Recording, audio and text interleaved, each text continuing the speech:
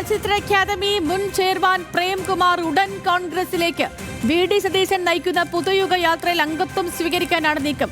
തിരുവനന്തപുരം ജില്ലയിൽ സീറ്റ് നൽകി സ്റ്റാർ ക്യാമ്പയിനറാക്കി ഉയർത്തിക്കാട്ടാനാണ് കോൺഗ്രസ് ഉദ്ദേശിക്കുന്നത്. ബിനിൽ, ലീല, സബു ഈ വലിയ വാർത്തയുടെ വിശദാംശങ്ങളുമായി നമുക്കൊപ്പം തത്സമയം ചേർന്നു. Binil, good morning. അപ്പോ തിരഞ്ഞെടുപ്പിന് മുൻപ് തന്നെ പ്രേംകുമാർ കോൺഗ്രസിലെത്തും, അംഗത്വം സ്വീകരിക്കും. അങ്ങനെയാണെങ്കിൽ കഴക്കൂട്ടത്തിനെ പ്രതീക്ഷിക്കാവുമായിരിക്കും അല്ലേ?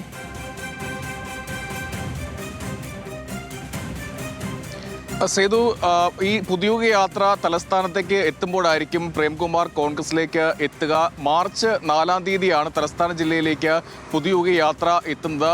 4ഉം 5ഉം ഉണ്ട്, പിന്നെ 6-ാം തീയതി അവധിയാണ്, 7-ാം തീയതി പൊതുസമ്മേളനമാണ്. അങ്ങനെ 4ഓ 5ഓ ഈ 2 തീയതികളിൽ പുതുയുഗ യാത്രയെത്തി അംഗത്വം സ്വീകരിക്കുമെന്നാണ് ഇപ്പോൾ ലഭിക്കുന്ന ഏറ്റവും പ്രധാനപ്പെട്ട സൂചന. നേരത്തെ കോൺഗ്രസിലേക്ക് അദ്ദേഹം പോകുന്നു, കഴക്കൂട്ടത്ത് മത്സരിക്കുന്നു എന്നുള്ള വാർത്തകളൊക്കെ ഉണ്ടായിരുന്നു. പക്ഷേ അതിലൊരു സ്ഥിരീകരണമാണ്, നിർണായകമായ നീക്കം നടത്തിയെന്നാണ് നമുക്ക് ലഭ്യമാകുന്ന ഏറ്റവും പ്രധാനപ്പെട്ട സൂചന.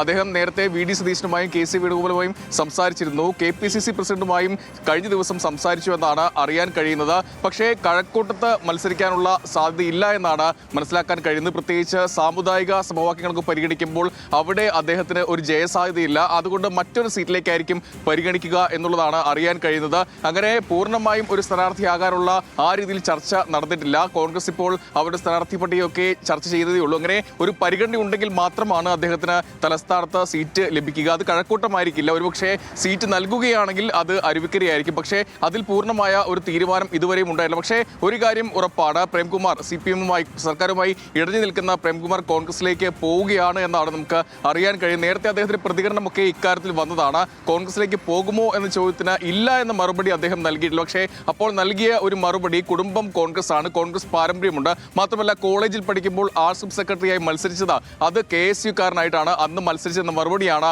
അന്ന് അദ്ദേഹം പറഞ്ഞത്. അന്ന് തന്നെ കോൺഗ്രസിലേക്ക് പോകുന്നുവെന്ന സൂചനകൾ ഉണ്ടായിരുന്നു. എന്തായാലും ഒരു കാര്യം ഉറപ്പിക്കാം, അദ്ദേഹം കോൺഗ്രസിലേക്ക് അംഗത്വം സ്വീകരിക്കാൻ തീരുമാനിച്ചിരിക്കുന്നു. അത് പുതുയുഗ യാത്ര എത്തുമ്പോഴാണ് ആ അംഗത്വം സ്വീകരിക്കുക. നമുക്കറിയാം, നേരത്തെ വലിയ അതൃപ്തി അദ്ദേഹം പങ്കുവച്ചതാണ്. പ്രത്യേകിച്ച് ചലച്ചിത്ര അക്കാദമി ചെയർമാൻ സ്ഥാനത്ത് നിന്ന് അദ്ദേഹത്തെ പുറത്താക്കി, ആശാ സമരത്തെ പിന്തുണച്ചതുകൊണ്ടാണ് തന്നെ പുറത്താക്കിയത് എന്നാണ് അദ്ദേഹം പറഞ്ഞത്. മാത്രമല്ല ഒരു കത്ത് പോലും നൽകാതെ, മുൻകൂട്ടി അറിയിക്കാതെയാണ് തന്നെ പുറത്താക്കിയത്. അത് അനീതിയാണ്. പ്രത്യേകിച്ച് സച്ചിദാനന്ദൻ, അദ്ദേഹം സാഹിത്യ അക്കാദമി ചെയർമാൻ സ്ഥാനത്ത് തുടരുകയാണ്. അദ്ദേഹം സർക്കാരിനെതിരെ, പ്രത്യേകിച്ച് തുടർ ഭരണത്തിനെതിരെയൊക്കെ വലിയ പ്രതികരണം നടത്തിയിരുന്നു. എന്നിട്ടും അദ്ദേഹം അവിടെ ആ സ്ഥാനത്ത് തുടരുന്നതാണ്. പക്ഷേ താൻ ആശാ സമരത്തെ പിന്തുണച്ചപ്പോൾ തന്നെ പുറത്താക്കുകയാണ് ചെയ്തത്. അവിടെ ഇരുട്ട നീതി ഉണ്ട് എന്ന് അദ്ദേഹം പലതവണ തുറന്നു പറഞ്ഞതാണ്. അദ്ദേഹം വികാരാധീനായി സംസാരിക്കുകയും ചെയ്തതാണ്. അതിന് പിന്നാലെയാണ് അദ്ദേഹം കോൺഗ്രസ് നേതൃത്വമായി, അദ്ദേഹം കെ.സി. വേണുഗോപാലുമായി സംസാരിച്ചു എന്ന് നേരത്തെ വ്യക്തമാക്കുകയും ചെയ്തതാണ്. പക്ഷേ അപ്പോഴും ഒരു സൗഹൃദ സംഭാഷണമാണ്. നേരത്തെ KSU-യുമായി വലിയ അടുപ്പമുണ്ട്, പലപ്പോഴും സംസാരിക്കാറുണ്ട്, അങ്ങനെ മാത്രമാണ് സംസാരിച്ചത് എന്നാണ് അദ്ദേഹം പറഞ്ഞത്. പക്ഷേ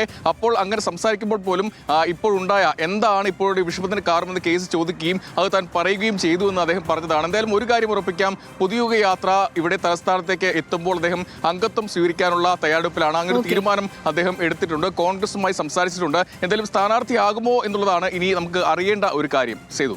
ഓക്കെ ബിനിൽ, ശരി. അങ്ങനെ വി.ഡി. സതീശൻ പറഞ്ഞ അടുത്ത വിസ്മയം നടക്കാൻ പോകുന്നു. അത് പുതുയുഗ യാത്രയുടെ അവസാന ദിവസമാകും സംഭവിക്കാൻ പോവുക.